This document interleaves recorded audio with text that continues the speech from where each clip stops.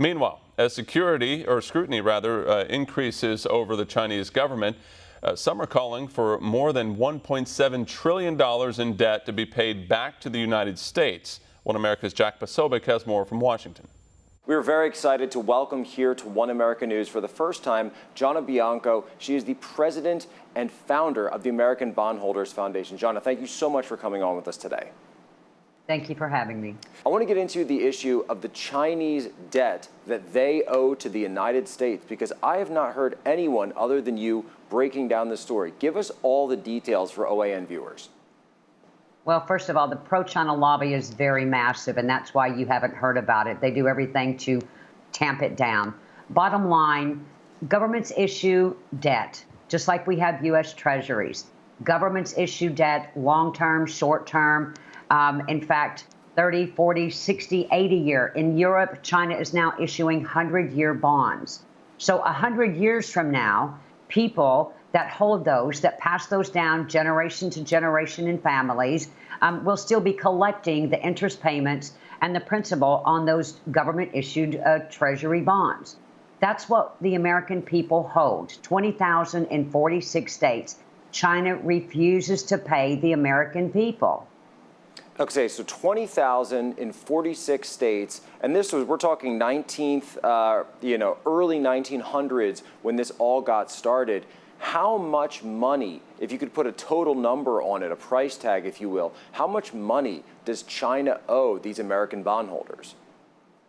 At 100%, based on how the courts have ruled on defaulted sovereign debts, on defaulted contracts. Currently, and remember, these are gold bonds issued in gold, payable in gold, that were due to mature in the 1960s. It's a little over $1.6 trillion. 1.6 trillion, and that's incredible. So how has China responded to you bringing this issue forward, or if anyone tries to actually receive what they owe? They ignore it.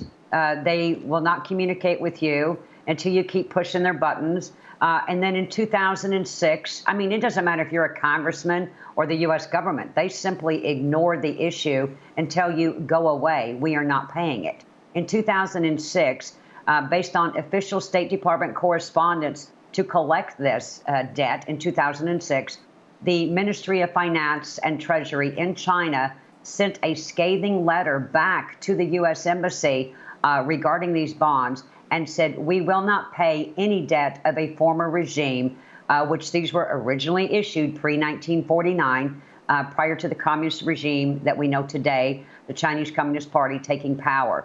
So they blatantly disregard and ignore successor government doctrine. That would be no different than 50 years from now, we would have a new president in place. Whether it was a Democrat or a Republican Party, and the U.S. government saying, you know what, those were sold during a Democratic presidency. We have a new regime now. We have a Republican presidency. We're not going to honor that debt. It's the same principle. Now, bottom line, from your perspective at your foundation, what would you like to see the administration doing to do just that, to hold China accountable? Well, we look at what has happened in the past 6 months with the Wuhan virus and the trillions of dollars of economic loss that we have suffered. I commend President Donald Trump for what he did to support Hong Kong autonomy and the executive orders that he issued. But at the end of the day, John Doe and Jane Smith across the United States is saying, that's great, Mr. President. I'm glad you're standing up for the Hong Kong people and the Taiwan people. But what about the American people? You promised an America First agenda.